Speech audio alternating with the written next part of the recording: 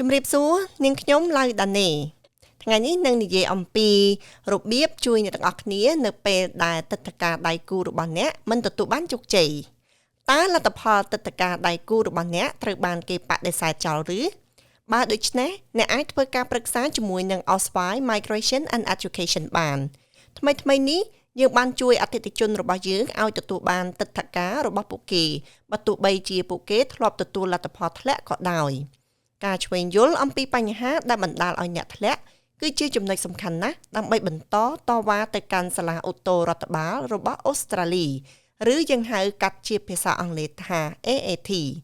មុនពេលដែលអ្នកទៅដល់សាលាឧទ្ធររដ្ឋបាលអ្នកត្រូវរៀបចំសំណុំរឿងរបស់អ្នកនិងផ្ញើឯកសារទាំងនោះទៅពួកគេជាមុនសិនឯកសារដែលផ្ញើទៅនោះត្រូវតែឆ្លើយតបទៅនឹងបញ្ហាដែលបណ្ដាលឲ្យទឹកធការរបស់អ្នកធ្លាក់ហើយត្រូវភ្ជាប់ជាមួយនឹងសេចក្តីពន្យល់ឲ្យក្បោះក្បាយនិងជាក់លាក់បំផុត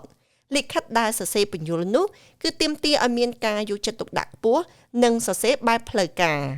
កន្លងមក Oswai Migration and Education ទទួលបានជោគជ័យជាបន្តបន្ទាប់ក្នុងករណីនេះដោយជួយឲ្យអតិថិជនរបស់ពួកយើងមិនចាំបាច់ឡើងតុលាការ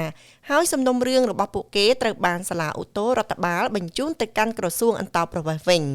ដើម្បីធ្វើការសម្រេចចិត្តសារជាថ្មី